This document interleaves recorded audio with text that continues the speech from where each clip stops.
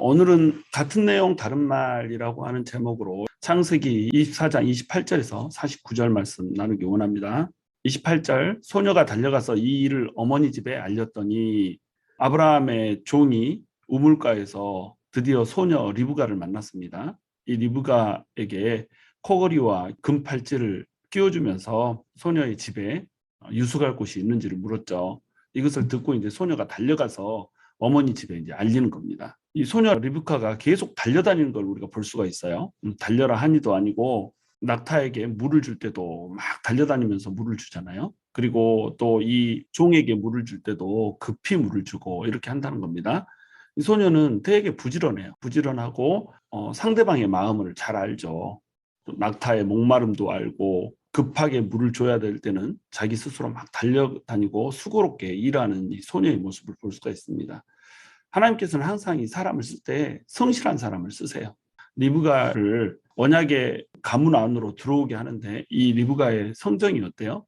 긍휼의 마음을 가지고 있고 상대방이 원하는 것을 해주기 위해서 자신의 수고를 아끼지 않고 기꺼이 다른 사람들을 환대해주고 집안에 알리는 이 일도 그 사람이 많이 기다릴까 봐 막 달려가는 모습을 볼 수가 있잖아요. 소녀에게 이게 무슨 기쁜 소식이겠어요? 한 손님이 왔는데 이 손님을 집에다 들여서 재워야 된다. 이게 큰 기쁜 소식은 아니잖아요. 그런데 이 소녀는 이 사람이 우물가에서 너무 오래 기다릴까 봐 막 달려가서 이 사실을 알리는 겁니다. 그래서 빨리 이 사람에게 기쁜 소식을 전해주고 싶은 거죠. 바로 이러한 사람을 하나님이 쓰신다는 거예요. 많은 그리스도인들이 예수님을 믿는다고 하고 은혜를 받았다고 하지만 게을러요. 게으름의 영이 지배를 해버리면 축축 늘어지고 분명히 은혜를 받아서 눈물 콧물을 짜고 하긴 하는데 땀은 짜내지 않는 이런 사람들을 너무나 많이 볼 수 있거든요. 사실은 이런 사람은 하나님 나라에 합당한 사람은 아니죠. 하나님의 나라에 합당한 사람은 눈물을 흘릴 만큼 또한 피와 땀을 흘리는 사람인 겁니다. 이 크리스찬들에게 있어서 사라지지 말아야 될 것, 당연히 눈물이죠. 그런데 이 눈물을 흘렸다면 그것은 다시 한번 피와 땀을 흘리는 자리로 나아가야 되는 겁니다. 헌신하고 섬기는 그런 사람을 통하여서 하나님께서는 일하시고 또 그런 사람을 통하여서 하나님께서는 하나님 나라가 확장되게 하는 거예요. 물론 눈물 없이 피땀 짜내면 다른 사람의 이 눈에서 피눈물을 짜내는 이런 일을 하기 때문에 눈물이 소중하죠. 그러나 이 소녀 레베카는 다른 사람을 향한 눈물도 가지고 있는 사람이고 그 사람을 위해서 기꺼이 피와 땀을 흘리는 이런 사람임을 우리가 볼 수가 있는 거예요. 근데 이 소녀가 어머니 집으로 달려가서 알리는 이 장면은 우리에게 많은 궁금증을 야기를 시키죠. 우리는 다 알아요. 이 소녀가 바로 이삭의 짝이라고 하는 것을 압니다. 또 종도 알죠. 이 종이 자기가 기도한 대로 그대로 이루어졌기 때문에, 그리고 게다가 이 소녀가 아브라함의 가장 가까운 친족이라고 하는 것, 이것을 알았기 때문에 이 소녀는 분명 이삭의 짝이다라고 하는 것을 종이 아는 거예요. 종도 알고 우리도 아는데 리브가는 모르죠. 그리고 그 집안 가족들도 이걸 알 턱이 없죠. 그렇다면 우리의 궁금증은 이제 어디로 향하나요? 소녀의 가족은 과연 이 종을 똑같이 환대해 줄까? 소녀의 가족도 이 종하고 동의를 해서 리브가를 이삭의 신부라고 생각해 줄까? 여기 또 어머니 집으로 간다고 그랬잖아요. 소녀한테 누구냐고 소개를 하라고 그랬더니 부두엘의 딸이라고 하면서 엄마는 소개하지 않고 할머니를 소개했단 말이죠.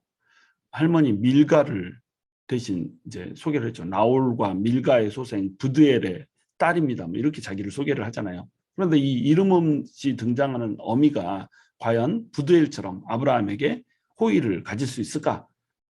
이런 식의 궁금증들을 자아내는 겁니다. 29절, 리브가에게 오라버니가 있어 그의 이름은 라반이라. 그가 우물로 달려가 그 사람에게 이르러 그의 누이의 코걸이와 그 손의 손목걸이를 보고 또 그의 누이 리브가가 그 사람이 자기에게 이같이 말하더라 함을 듣고 그 사람에게로 나아감이라. 그때에 그가 우물가 낙타 곁에 서 있더라.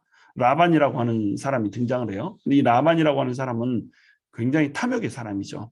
나중에 이제 야곱 이야기에 야곱의 삼촌으로 등장을 하는데 그곳에서도 탐욕을 위해서 조카를 속이는 이러한 사람으로 등장을 합니다. 근데 여기서도 그 탐욕의 씨앗을 엿볼 수가 있죠. 그의 누이의 코걸이와 그 손의 손목걸이를 보았어요. 금으로 만든 코걸이, 또 손목걸이 한 쌍을 양손에다가 이렇게 채워줬죠. 리브가는 코골이와 손목골이에 그렇게 크게 관심이 없어요. 이 사람에 대해서 관심 있죠. 종에 대해서 관심 있죠. 근데 라반이 쳐다보고 있는 걸 봐보세요. 코골이와 그 손의 손목걸이를 보고 확실히 이렇게 얘기를 해주고 있잖아요. 라반이라고 하는 사람의 이름의 뜻은 휘다라고 하는 뜻이에요. 라반이 하얗다는 뜻인데 라바나 그러면 또 보름달이라는 뜻이 되는 겁니다. 보름달이 하얘니까 라반, 라바나 뭐 이렇게 이 뜻이 확대되어 갔겠죠. 보름달만큼 하얀 달이 어디 있겠어요? 그런데 이 보름달이라고 하는 것과 관련된 휘다라고 하는 이름을 가졌다고 하는 것을 봤을 때 이 이름 달신과 관련된 이름이지 않겠나 우리가 이렇게 이제 볼 수가 있는 겁니다. 근데 이 사람은 여호와도 섬겼다가 뭐 달신도 섬겼다가 자기 집에 드라빔도 뒀다가 이런 사람이란 말이죠. 탐욕의 사람 라반이라고 하는 것을 우리가 볼 수가 있는 겁니다. 그래서 이 사람이 굉장히 달려나가서 환대를 하고 있는 것처럼 보이지만 사실은 이것은 부자에 대한 환대인 거예요. 자, 그때 그가 우물가 낙타 곁에 서 있더라. 우물가에 서 있더라. 이렇게 하면 되잖아요. 근데 우물가 낙타 곁에 서 있더라 해서 라반의 시점에서 라반이 무엇을 주목해서 보는가라고 하는 것을 관심 있게 지금 기록을 하고 있는 겁니다. 라반이 이르되 여호와께 복을 받은 자요. 아니 여호와께 복을 받았다는 것을 어떻게 알 수 있나요? 도대체 뭘 보고 이 사람한테 여호와께 복을 받은 자요 이렇게 얘기를 하고 있을까요? 낙타가 무려 10마리나 있는 겁니다. 그리고 물 좀 길어줬다고 코골이와 손목걸이를 2개씩이나 쫙쫙 채워주는 거예요. 그러니까 돈이 많은 겁니다. 이 부자에 대한 환대죠. 어찌 밖에 서 있나이까 내가 방과 낙토의 초소를 준비하였나이다. 막 이렇게 하면서 부자를 환대하고 있는 이런 모습을 볼 수가 있죠. 자, 우리 성도들이 라반 성도가 되면 안 되거든요. 교회도 라반 교회가 되면 안 되죠. 돈 많은 사람에 대해서 환대를 해요. 뭐 그저 아무것도 없을 것 같은 사람이 있으면 쳐다도 안 보고 거들떠도 안 보고 뭔가 도와줘야 될 것 같고 많은 수고를 해야 될 것 같으면 거들떠도 안 보고 그 사람이 들어왔는데 교회 뭐 건물이더라도 하나 지어줄 것 같고 막 이러면 그 사람은 신주단지 받들듯이 받들고 이게 이제 라반 교회거든요. 성도들도 마찬가지예요. 어떤 사람이 새 가족이 들어왔는지 관심도 없어요. 새 가족 와도 자기들끼리 모여서 자기 얘기하고 새 가족 앞에다 놔두고 교회 욕하는 얘기하고 누구 흉보는 얘기하고 이렇게 하면서 또 돈 많고 어떤 힘 있는 사람이 들어왔다 그러면 거기에 줄 서가지고 한 번이라도 말 섞어보려고 이렇게 하는 성도들이 많다란 말이죠. 어떤 정치인이 왔다 또 유명인이 왔다 그러면 그 사람 앞에 서서 말할 수 있는 기회까지 주고 막 이렇게 하잖아요. 성도들은 그 말을 또 관심 있게 듣고 싶어 하고. 자, 이게 뭐죠? 다 라반 성도고 라반 교회인 거예요. 탐욕에 찌들어서 그 사람이 가지고 있는 돈을 보는 것이고 그 사람이 가지고 있는 재물을 보는 것입니다. 마치 라반이 코골이, 손목골이, 낙타를 보고 종이 여호와께 복을 받은 자다라고 속단을 내리듯이 똑같이 교회도 그렇게 하고 있다는 거예요. 또 성도들도 그렇게 하고 있다는 겁니다. 자, 그러면 그 사람의 속에는 하나님이 차 있는 걸까요? 그렇지 않죠. 돈이라고 하는 것만 차 있는 거죠. 하나님이 돈을 주시지 않고 재물을 주시지 않고 그러면 언제라도 갈아탈 수 있는 준비가 되어 있는 이런 탐욕의 사람들. 하나님께서 이런 물질적인 복을 내려주시지 않으면 언제라도 하나님께 원망하고 불평할 수 있는 준비가 되어 있는 이런 사람들 전부 다 라반 성도인 겁니다. 보름달 성도들인 거죠. 32절 그 사람이 그 집으로 들어가매 라반이 낙타의 짐을 부리고 집과 사료를 낙타에게 주고 그 사람의 발과 그의 동행자들의 발 씻을 물을 주고 그 앞에 음식을 베푸니 그 사람이 이르되 내가 내일을 진술하기 전에는 먹지 아니하겠나이다. 라반이 이르되 말하소서. 자, 이 종이 얼마나 충직한가를 보세요. 종이 낙타 10마리를 끌고 왔는데 이 지금까지는 기록이 되어 있지 않지만 그의 동행자들이 있었음을 볼 수 있어요. 이건 당연한 거죠. 가나안에서부터 메소포타미아까지 오는데 낙타를 10마리나 끌고 오고 있어요. 그리고 거기에 짐을 가득 싣고 오고 있단 말입니다. 근데 여기에 동행자들이 없다고 생각해 보세요. 중간에 뭐 도적들이 그냥 놔두겠어요? 그러니까 동행자들이 반드시 있었어야 됐죠. 그동안에는 중요하지 않으니까 이제 등장을 시키지 않았지만 그 동행자들과 이 충직한 종 다들 굶고 있었을 거 아니에요. 집으로 왔으면 발을 씻고 그다음에 음식을 먹어야 될 거 아니에요. 그런데 충직한 종이 그 앞에 음식을 베풀어도 먹지 않고 내가 이 일을 진술하기 전에는 먹지 아니하겠나이다. 일 먼저 하자 이거죠. 자기가 온 임무부터 마치자 이거죠. 이게 얼마나 충직해요. 아브라함에게 이런 충직한 종이 있다라고 하는 거 이게 아브라함의 복이죠. 만남의 복. 이런 충직한 사람이 하나님의 일을 하는 겁니다. 이런 충직한 사람이 교회를 살리는 것이고, 이런 충직한 사람이 그리스도의 신부를 그리스도에게 중매시킬 수 있는 이런 사람인 거예요. 다른 데에 관심을 두지 않잖아요. 그냥 눈 딱 가리고 막 달리는 말처럼 이렇게 일하고 있는 이런 사람이라는 겁니다. 이런 충직한 종이 우리도 돼야겠죠. 이쪽으로 고개 돌리고 저쪽으로 고개 돌리고 먹을 거 있나 뭐 이런 것에만 관심이 있고 일에는 관심이 없으면 먹고 또 배불러서 늘어져서 자고 그 다음날 말하자 뭐 이렇게 하고 이러면 안 되겠죠. 임무를 먼저 맞춰놓고 음식을 먹는 자리에 선다는 겁니다. 우리도 하루를 시작할 때 이렇게 시작해야죠. 하나님의 말씀으로 딱 하루를 시작하고 그 다음에 먹을 것을 먹고 이렇게 해야 되는 거죠. 그렇죠? 하나님 일 먼저, 우리한테 맡겨진 일 먼저, 우리 하나님의 말씀을 묵상하기 전에는 밥도 먹지 말고 이렇게 하늘의 양식을 먹기 전에는 육의 양식을 먹지 않겠다. 이런 결단도 우리가 좀 해볼 필요가 있는 거죠. 34절, 그가 이르되 나는 아브라함의 종이니이다. 여호와께서 나의 주인에게 크게 복을 주시어 창성하게 하시되 소와 양과 은구가 종들과 낙타와 나귀를 그에게 주셨고 나의 주인의 아내 사라가 노년에 나의 주인에게 아들을 낳음에 주인이 그의 모든 소유를 그 아들에게 주었나이다. 여기 이제 34장부터 48장까지는 독자가 다 아는 내용을 다시 반복해서 얘기를 하고 있어요. 근데 히브리인 기자들은 굉장히 말을 사실 아끼거든요. 불필요한 말을 반복해서 쓰지를 않아요. 그런데 창세기 24장은 반복해서 그 얘기들 그대로 쓰고 있는 거예요. 그러느라고 이 말씀이 69절까지 늘어나 있어요. 그러니까 창세기에서 가장 긴 장을 얘기를 해라. 그러면 바로 이 창세기 24장이에요. 근데 이 창세기 24장이 이렇게 길어져 버린 이유가 뭘까요? 종이 말이 너무 많아. 지금 있었던 일들을 여차여차 하고 그냥 딱 생략하고 이렇게 했으니까 결정하시오 이렇게 하면 되는데 있었던 일을 그냥 다 종이 이야기하는 대화 속에다 녹여놨단 말이에요. 왜 그럴까요? 중요하니까. 어떻게 말하는가, 종이 어떻게 설득하는가, 어떻게 접근하는가라고 하는 내용이 너무너무 중요한 겁니다. 그러니까 다시 한번 여기다 집어넣는 거예요. 그러니까 팩트라고 하는 것이 있는데 이 팩트를 진술하는 설득의 기술은 또 다른 문제라는 거죠. 리브가를 만나고 리브가의 가족들을 지금 설득해야 되는 거잖아요. 그래서 리브가를 데려와야 되는 거잖아요.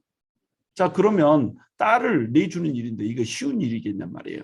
우리가 복음을 전해서 한 사람을 예수 그리스도로 인도를 해야 되는데 이 인도하는 일이 쉬운 일이겠냔 말이죠.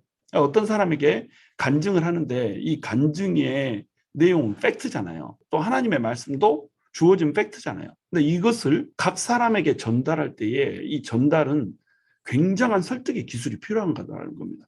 그래서 사도 바울도 사도행전에서 자기 간증을 몇 번 얘기를 하잖아요. 그때마다 이 간증이 달라요, 같아요? 다 다르단 말이에요. 전혀 다른 이야기를 하는 것 같은 그런 부분도 있단 말이죠. 그런 이유가 뭘까요? 듣는 청중이 다른 겁니다. 듣는 대상이 다른 거예요. 그 대상에 따라서 내 간증의 초점도 달라지고 간증에 무엇을 집어넣고 무엇을 뺄지도 달라지고 이 각색이 생긴다는 거예요. 이게 이제 설득의 기술이라는 거거든요.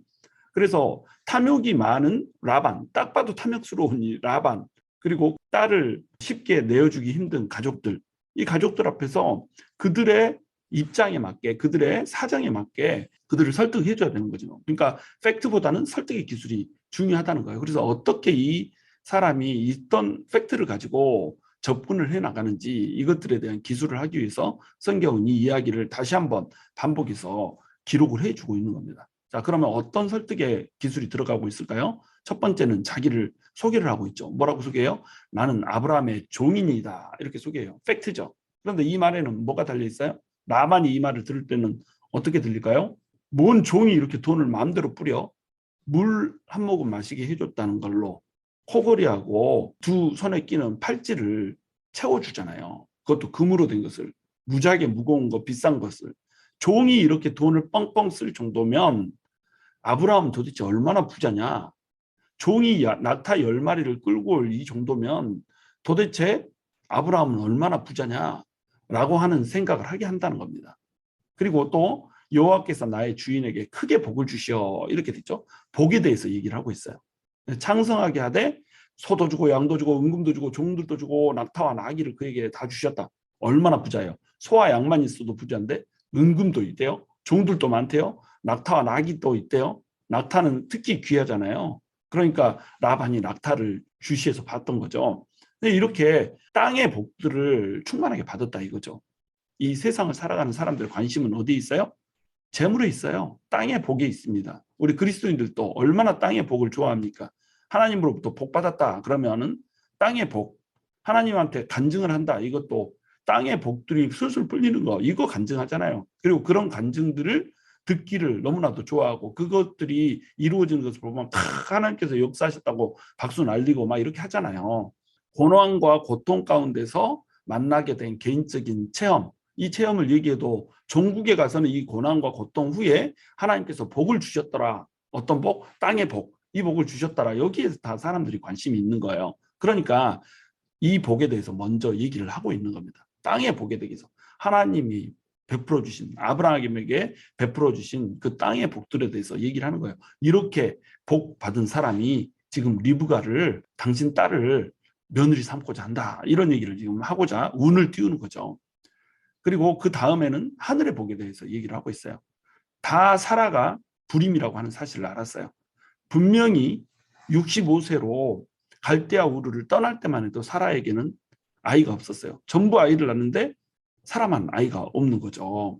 나의 주인의 아내 사라가 노년에 이렇게 돼 있어요. 노년에 아이를 낳았다. 이 말은 뭐예요? 아이를 낳을 수 없는 가운데 하나님께서 아이를 주셨단 말이에요. 이건 뭐죠? 하늘의 복이란 말이에요. 이 복은 땅의 복이 아니라 하늘의 복.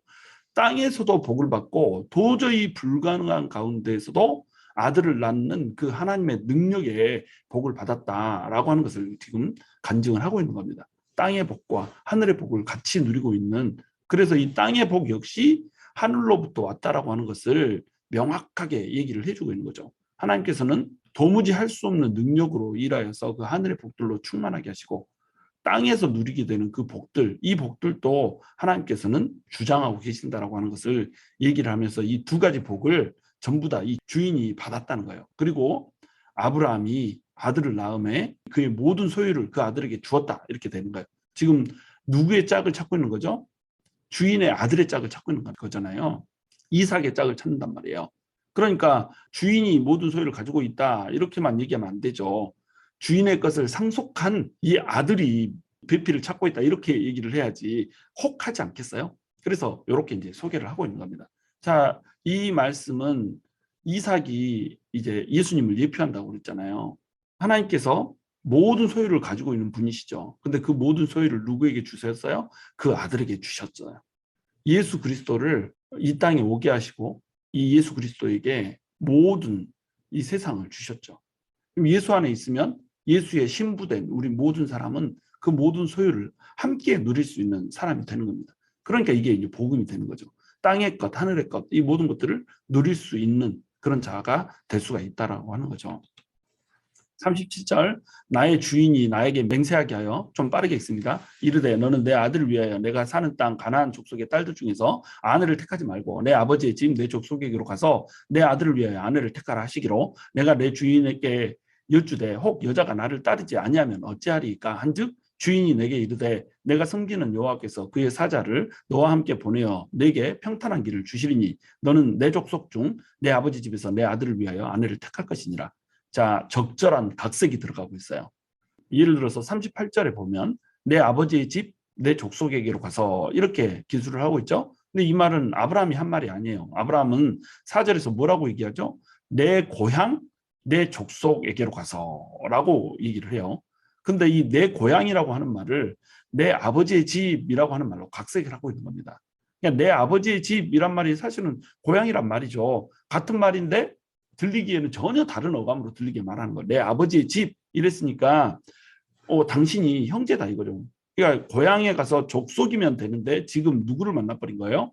아버지의 아들, 그러니까 형제를 만나버린 거예요. 이보다 더 좋을 수 없는 거죠. 그러니까 이것을 각색을 하고 있는 겁니다. 지금 그들이 딱 설득될 수 있게 각색을 하고 있는 거예요. 내 아버지의 집, 그 형제 집에 가서 데려와라. 이렇게 마치 아버지가 낳은 그 형제에게서 데려오라고 말한 느낌처럼 어감을 주는 거예요.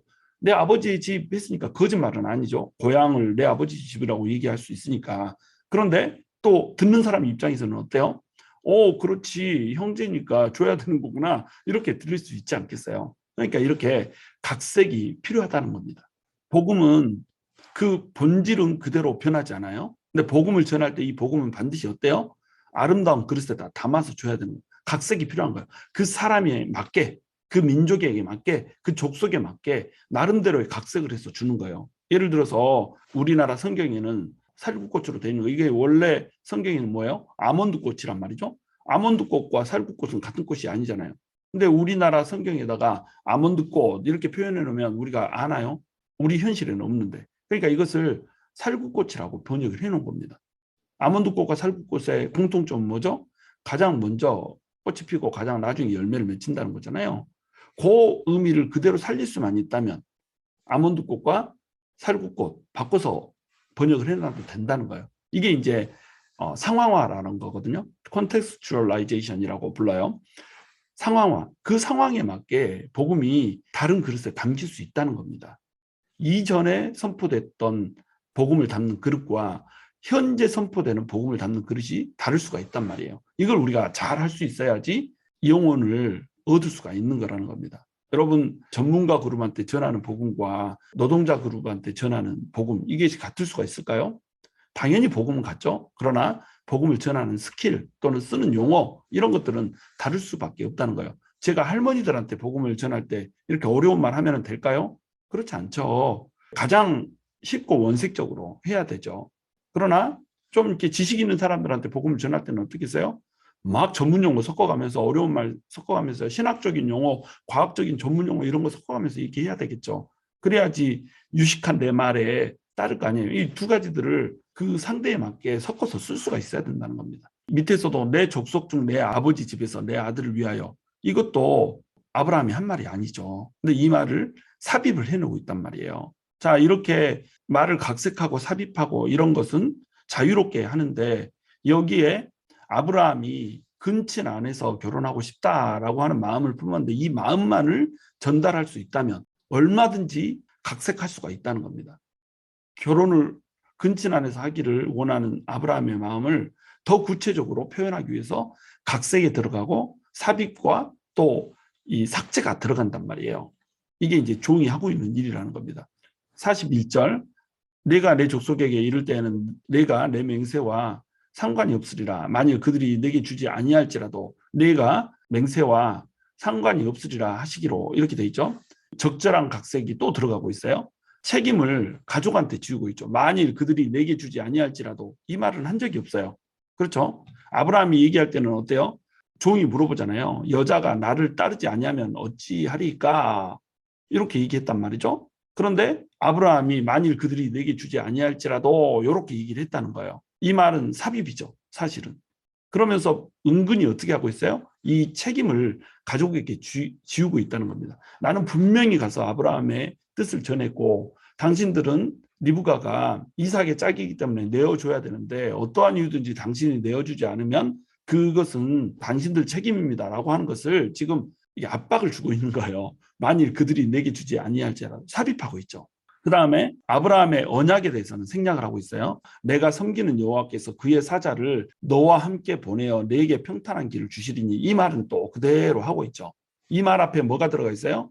하나님께서 가나안 땅을 내게 주셨으니까 이 가나안 땅에서 우리는 반드시 살아야 된다라고 하는 이 언약에 대해서는 쫙 빼먹고 있다는 겁니다. 그러면서 그의 사자를 너와 함께 보내어 내게 평탄한 길을 준다라고 하는 말은 집어넣고 있다는 말이죠. 왜? 이 사람들은 언약에는 관심이 없어요. 아브라함이 받은 언약이지 그들이 받은 언약이 아니잖아요. 그리고 언약의 땅 가나안을 떠나서 그들에게 올 수도 있다라고 하는 생각을 하게 만들어줄 수가 있단 말이에요. 이삭이 가나안 땅에서 살고 있는데 이 가나안 땅에서 결혼하기 위해서 떠나도 되겠습니까? 라고 하는 질문을 종이 했잖아요. 이 종이 그 질문을 하고 가나안 땅에서 떠나면 안 된다라고 하는 언약에 대해서 아브라함이 얘기를 했단 말이에요. 이 부분을 통째로 통편집을 해서 삭제를 해버린 겁니다. 왜냐하면 이들은 언약에 관심이 없어요. 아브라함이나 언약에 관심이 있죠. 그리고 결혼을 해서 가족을 이루기 위해서 이삭이 이쪽으로 오는 방식도 있다라고 하는 생각을 이 사람들에게 떠올리게 할 우려가 있다는 겁니다. 그러니까 이것은 아예 삭제를 해버려요. 그냥 뽕. 그리고 어떤 얘기만 하고 있어요? 만일 그들이 내게 주지 아니할지라도 그 맹세와 상관이 없다. 이렇게 얘기를 하면서 아브라함의 이야기를 효율적으로 전하고 있는 이 종의 모습을 우리가 볼 수가 있다는 겁니다. 우리가 복음을 전할 때도 마찬가지로 삭제가 필요한 부분은 삭제, 삽입이 필요한 부분은 삽입, 말씀을 삽입하라는 얘기가 아니에요. 간증을 삭제하고 삽입할 수 있고 또 상상력을 발동해서 있었을 법한 이 이야기들을 양념과 조미료를 추가해 줄 필요가 있다는 겁니다. 그 사람이 듣기 좋은 방식으로 상황에 맞게 복음을 전할 수 있어야 된단 말이에요. 그래야지 그 사람이 마음이 동할 거 아니에요. 이 사람 하나를 설득하는 게 얼마나 힘들어요. 믿지 않는 사람 하나를 믿게 만들어서 돌리는 거, 이것이 얼마나 힘든 일입니까? 42절, 내가 오늘 우물에 이르러 말하기를 내 주인 아브라함의 하나님의 여호와여, 만일 내가 행하는 길에 형통함을 주시던데 내가 이 우물 곁에 서 있다가 젊은 여자가 물을 기르러 오거든 내가 그에게 청하기를 너는 물동이의 물을 내게 조금 마시게 하라 하여 그의 대답이 당신은 마시라 내가 또 당신의 낙타를 위하여도 기르리라 하면 그 여자는 여호와께서 내 주인의 아들을 위하여 청하여 주신 자가 되리이다 하며 내가 마음속으로 말하기를 마시기도 전에 리브가가 물동이를 어깨에 메고 나와서 우물로 내려와 깃기로 내가 그에게 이르기를 청하건대 내가 마시게 하라 한즉 그가 급히 물동이를 어깨에서 내리며 이르되 마시라 내가 당신의 낙타에게도 마시게 하리라 하기로 내가 마시매 그가 또 낙타에게도 마시게 한지라 내가 그에게 묻기를 내가 네 딸이냐 한즉 이르되 밀가가 나오락에서 낳은 부두엘의 딸이라 하기로 내가 코고리를 그 코에 꿰고 손목고리를 그 손에 끼우고 내 주인 아브라함의 하나님 여호와께서 나를 바른 길로 인도하사 나의 주인의 동생의 딸을 그의 아들을 위하여 택하게 하셨으므로 내가 머리를 숙여 그에게 경배하고 찬송하였나이다. 여기는 어때요? 전혀 변함이 없죠. 거의 똑같이 말을 하고 있습니다. 이 부분은 거의 똑같이 말하고 있는 이유가 뭘까요? 하나님이 역사해 주신 그 역사에 대해서 각색이 필요가 없는 거예요. 말 있는 그대로 그냥 말해버리면 놀라운 일이 돼버리는 거예요. 와, 여기 딱 도착했는데 여기에 친족이 있었고 이 친족의 딸이 딱 하필 그때에 기도했는데 기도를 마치기도 전에 나타났고 소녀에게 네가 어디 사람이냐라고 얘기했더니 그냥 아브라함의 친족이라고 바로 얘기를 하고 모든 것이 기도한 대로 순적하게 이루어졌잖아요. 그리고 모든 것이 하나님의 인도하심 가운데서 정확하고도 신속하게 응답이 돼버렸잖아요. 이거 누가 하신 일이에요? 하나님이 하신 일이라는 겁니다. 내 주인 아브라함의 하나님 여호와께서 바른 길로 인도했다라고 하는 거, 이거 외에 더 이상 뭐 더하고 뺄 말이 없다는 거예요. 하나님이 역사하신 그것은 그냥 역사하신 그대로 그냥 말을 해버리면 되는 거예요. 그러니까 각색도 필요 없고 삽입도 필요 없고 추가도 필요 없고 그대로 딱 내놓아도 괜찮은 이 하나님의 역사하심, 이것을 지금 그는 간증을 하고 있는 거랍니다. 누가 봐도 하나님의 역사하심이에요. 누가 봐도 하나님의 인도하심이에요. 자, 이 말에 이 가족은 과연 거부할 수 있을까요? 하나님께서 인도하고 계시고 하나님께서 역사하고 계시는데 더 이상 말이 필요 있을까요? 더 이상 말이 필요 없다는 겁니다. 그러니까 이 종은 자기의 긴 설명을 뭘로 마치고 있어요? 내가 머리를 숙여 그에게 경배하고 찬송하였나이다. 이걸로 마치는 거예요. 할렐루야라고 하는 걸로 마치는 거예요. 모든 것이 하나님께서 하셨습니다 라고 하는 걸로 마치는 겁니다. 우리의 간증이 이렇게 맞춰져야 되거든요. 계속 지난하게 간증을 했어도 그 끝은 어떻게 해요? 하나님이 드러나야 되는 거예요. 하나님이 여기까지 하셨습니다 라고 하는 걸로. 그래서 내가 경배하고 찬송할 수밖에 없었습니다. 할렐루야, 나의 하나님을 찬양합니다. 당신들은 어떻게 생각하십니까? 찬양할 만하지 않습니까? 라고 하는 말로 마치는 거예요. 이보다 멋진 간증이 어디 있어요? 이 종, 너무 매력적이잖아요. 이런 종 같은 사람이 돼야 돼요. 우리도 하나님의 충실한 종으로서 하나님이 해주신, 베풀어 주신 은혜들을 쫙 간증을 하고 모든 것을 하나님이 하셨습니다. 모든 것을 하나님께서 바른 길로 인도하셔서 이 일들을 지금 이루고 있습니다. 자, 어떻게 하시겠습니까? 콜링을 지금 이제 앞두고 있는 겁니다. 드디어 이제 콜링합니다. 49절. 이제 당신들이 인자함과 진실함으로 내 주인을 대접하려거든 내게 알게 해주시고 그렇지 아니할지라도 내게 알게 해주셔서 내가 우로든지 좌로든지 행하게 하소서. 자, 어떻게 하시겠습니까? 콜링하는 거예요. 자, 받아들이겠습니까? 이삭의 청혼을 받아들이겠습니까? 아브라함이 청혼한 그 청혼의 내용을 받아들이겠습니까? Yes or no 대답하십시오. 그러면 내가 다른 사람을 찾기 위해서 우로 가든지 아니면 당신을 취해서 좌로 가든지 뭐 둘 중에 하나 취할 수 있게 행동할 수 있게 이렇게 해주십시오. 콜링하고 있는 거죠. 예수 그리스도에 대해서 또 하나님에 대해서 복음을 전했으면 이 복음의 후에는 반드시 뭐가 있어야 돼요? 콜링이 있어야 되는 거죠. 멋진 간증을 베풀고 나서 그 간증 이후에 정확히 어떤 선택을 하시겠습니까? 라고 하는 선택권을 주고 있는 거예요. 이제 선택하시오. 자, 빨간 약을 먹겠습니까? 파란 약을 먹겠습니까? 라고 하는 이 선택권을 주고 있는 겁니다. 자, 어떤 것을 선택하게 될까요? 이것은 to be continued. 여러분, 우리 이런 종 같은 사람이 돼야죠. 복음을 각 사람에 맞게, 상황에 맞게 전달할 수 있고, 또 그 복음을 전하기 전에는 하나님께서 주신 그 임무를 마치기 전에는 그 어떠한 주변의 것들도 돌아보지 않고 하나님의 일에만, 하나님의 사업에만 매진하는 그 충직한 종의 모습, 이 모습대로 우리가 살아가야죠. 그리고 또 모든 영광을 하나님께 돌리고 모든 영광을 할렐루야, 찬양합니다, 경배합니다라고 하는 그런 말로 끝낼 수 있어야 되죠. 그리고 콜링할 수 있어야 되죠. 주변에 있는 사람들을 간증하고 복음 전해서 콜링할 수 있는 이런 사람이 돼야 되는 겁니다. 우리는 이삭을 위해서 리브가를 찾고 있는 종처럼 예수 그리스도를 위해서 한 영혼을 찾고 있는 충직한 종입니다. 우리는 이제 어떻게 살아야 될까요? 어떻게 하면 복음을, 우리 속에 있는 이 값진 보화를 다른 사람에게 효율적으로, 효과적으로 나눌 수 있을까? 어떻게 하면 하나님께 영광을 돌리면서 사람들을 예수 그리스도로 초청하고 콜링할 수 있을까? 이것을 고민하면서, 이것을 우리 삶에서 실천하면서 살 수 있게 돼야 되겠죠. 저와 여러분이 그러한 성도요, 그러한 교회를 이룰 수 있게 되기를 주님의 이름으로 축원합니다.